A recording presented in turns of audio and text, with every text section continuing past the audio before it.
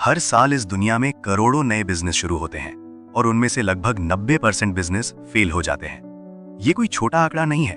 अगर 100 लोग शुरुआत करते हैं तो मुश्किल से 5-10 लोग ही टिक पाते हैं और उनमें से भी बहुत कम लोग असली पैसा बना पाते हैं। सवाल ये नहीं है कि बाकी 90% लोगों के पास आइडिया नहीं था या उनके पास पैसा नहीं था। असली वजह कुछ और है।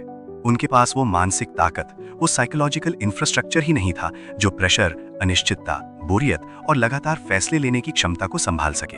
यही असली गेम है जो बाहर से दिखाई नहीं देता। आज की दुनिया में सबसे कीमती चीज पैसा नहीं है, बल्कि आपका अटेंशन है। हर ऐप, हर नोटिफिकेशन, हर रील, हर ब्रेकिंग न्यूज आपके दिमाग को हाईजैक करने के लिए डिजाइन की गई है।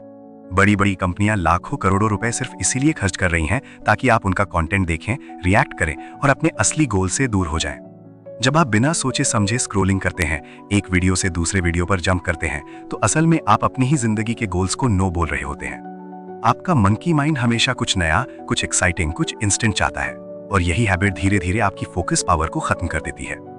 इसी वजह से आज के समय में लोग इंस्टेंट ग्रेटिफिकेशन के पीछे पागल हो चुके हैं। Betting apps, quick trading, crypto hype, हर जगह एक ही प्रॉमिस बेचा जाता है, जल्दी पैसा बनाओ। लोग चाहते हैं कि आज इन्वेस्ट किया और आज ही रिटर्न मिल जाए, लेकिन रियलिटी इसके बिल्कुल उलट है।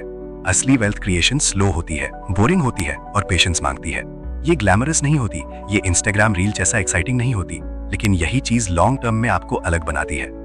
अगर आप टॉप 1% लोगों को ध्यान से देखेंगे तो आपको एक कॉमन पैटर्न मिलेगा, डिसिप्लिन।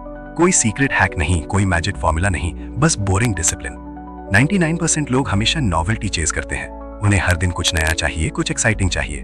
लेकिन टॉप परफॉर्मर्स वही काम बार बार करते हैं, बिना इंटरेस्ट के भी करते हैं, बिना मोटिवेशन के भी करते हैं। जिस काम को आपने 100 बार किया है, उसे 101वीं बार भी उसी सीरियसनेस के साथ करना, यही असली डिसिप्लिन है। पैसिव इनकम का कॉन्सेप्ट बहुत अट्रैक्टिव लगता है। लोग सोचते हैं कि एक बार सेटअप कर लिया फिर बस पैसे आते रहेंगे, लेकिन असल में ये प्रोसेस बहुत बोरिंग होता है। मान लीजिए आप किसी मॉल में ऑटोमेटेड मसाज चेयर लगाते हैं या कॉफी वेंडिंग मशीन सेटअप करते हैं। आपको सप्लायर्स ढूंढने पड़ेंगे, जगह नेगोशिएट करनी पड़ेगी, मेंटेनेंस हैंडल करना पड़ेगा और इनिशियल मंथ्स में पेशेंस रखना पड़ेगा। इसी तरह डोमेन फ्लिपिंग, आप 800,000 रुपए में डोमेन खरीदते हैं और सालों तक वेट करते हैं कि कोई बायर आए। ये काम एक्साइटिंग नहीं है, लेकिन प्रॉफिटेबल है। फर्क सिर्फ इतना है कि मेजॉरिटी लोग इस बोर्डम को हैंडल नहीं कर पाते और बीच में ही क्विट कर देते हैं। काम करने के भी दो तरीके होते हैं, शैलो वर्क और डीप वर्क। शैलो वर्क वो है जो आप बस टाइम पास के लिए करते हैं, जिसमें आपका पूरा फोकस नहीं होता। डीप वर्क वो है जिसमें आप पूरी तरह डूब जाते हैं, जहां डिस्ट्रैक्शन की कोई जगह नहीं होती। जब एक डॉक्टर सर्जरी करता है या एक म्यूजिशियन स्टेज पर परफॉर्म करता है तो वो फ्लो स्टेट में होता है।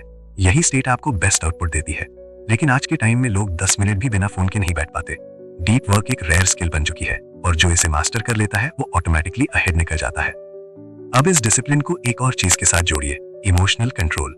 बिजनेस और फाइनेंस की दुनिया में एक बहुत ही पावरफुल रूल है, सर पर बर्फ और जुबान पर शक्कर। इसका मतलब है कि आपका दिमाग हमेशा काम रहना चाहिए और आपकी कम्युनिकेशन हमेशा कंट्रोल्ड होनी चाहिए। जब लोग बहुत ज्यादा एक्साइटेड होते हैं तो वो अनरियलिस्टिक प्रोमिसेस कर देते हैं और जब वो गुस्से में होते हैं तो ऐसे फैसले लेते हैं जो उनकी सालों की मेहनत को एक पल में खत्म कर देते हैं।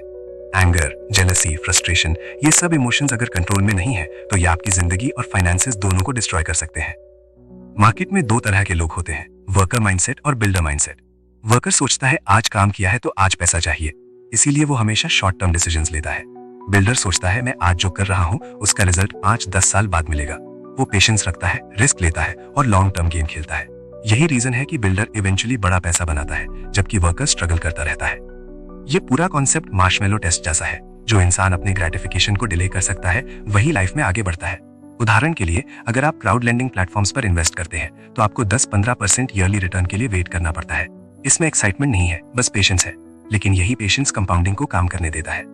दूसरी तरफ जो लोग जल्दी पैसा कमाने के चक्कर में रिस्की बेट्स लेते हैं वो अक्सर अपना कैपिटल लूज कर देते हैं। इम्पेशेंस ड्रीम्स को डिस्ट्रॉय करती है, जबकि पेशेंस एम्पायर्स बिल्ड करती है। अगर आप सच में ग्रो करना चाहते हैं तो आपको ट्रेडिशनल एजुकेशन से आगे बढ़कर सेल्फ एजुकेशन पर फोकस करना होगा। कॉलेज डिग्री आपको बेसिक सिखाती है, लेकिन रियल ग्रोथ तब होती है जब आप खुद सीखते हैं, बुक्स, एक्सपीरियंसेस, फेलियर्स और रियल वर्ल्ड एक्सपोजर से। वॉरेन बफेट ने खुद कहा था कि उनका बेस्ट इन्वेस्टमेंट कोई स्टॉक नहीं था, बल्कि कम्युनिकेशन स्किल सीखना था। जब आप अपने ब्रेन में इन्वेस्ट करते हैं तो उसका रिटर्न कई गुना होता है। आज की डिजिटल वर्ल्ड में कंटेंट क्रिएशन भी एक बड़ा अपॉर्चुनिटी है। एक वीडियो, एक आइडिया, एक कंटेंट पीस आपकी लाइफ बदल सकता है। ये असिमेट्रिक रिटर्न है, मतलब एफर्ट कम और रिवॉर्ड बहुत बड़ा हो सकता है, लेकिन इसके लिए कंसिस्टेंसी, अडेप्टेबिलिटी और पेशेंस चाहिए। मार्केट हमेशा बदलता रहेगा, एआई आ रहा है, इंडस्ट्रीज शिफ्ट हो रही हैं। अगर आप अडेप्टेबल नहीं है तो आप नोकिया की तरह इररेलेवेंट हो जाएंगे। लाइफ में प्रॉब्लम्स आएंगी ही, लेकिन सक्सेसफुल वही होता है जो प्रॉब्लम सॉल्व करना सीखता है। हिस्ट्री में हर इन्वेंशन एक प्रॉब्लम का सोल्यूशन था। Wheel, car, aeroplane. आपको भी अपने बिजनेस या करियर में यही देखना है कि आप कौन सी प्रॉब्लम सॉल्व कर रहे हैं। और जब स्ट्रेस बढ़े तो याद रखिए, स्ट्रेस काम की वजह से नहीं होता, स्ट्रेस एक्शन न लेने की वजह से होता है। जब काम पेंडिंग रहता है और आप उसे अवॉइड करते हैं तब स्ट्रेस पैदा होता है। इस पूरी डिस्कशन का कंक्लूजन बहुत सिंपल है। सेल्फ डिसिप्लिन, पेशेंस और इमोशनल कंट्रोल ही असली अनफेयर एडवांटेज है। ये फैंसी शब्द नहीं है, ये प्रैक्टिकल टूल्स हैं जो आपको गेम में टिकाए रखते हैं। जब बाकी लोग डिस्ट्रैक्ट हो रहे होते हैं, क्विट कर रहे होते हैं, पैनिक कर रहे होते हैं, तब ये 3 चीजें आपको स्टेबल रखती हैं। तो अगली बार जब आप फोन उठाकर बिना सोचे स्क्रोलिंग शुरू करें या कोई इम्पल्सिव फाइनेंशियल डिसीजन लेने लगे, तो खुद से एक सवाल जरूर पूछें, क्या आप अपने फोकस, अपने टाइम और अपने पैसे से अपना खुद का एम्पायर बिल्ड कर रहे हैं, या आप बस किसी और की अटेंशन इकोनॉमी का हिस्सा बनकर रह गए हैं।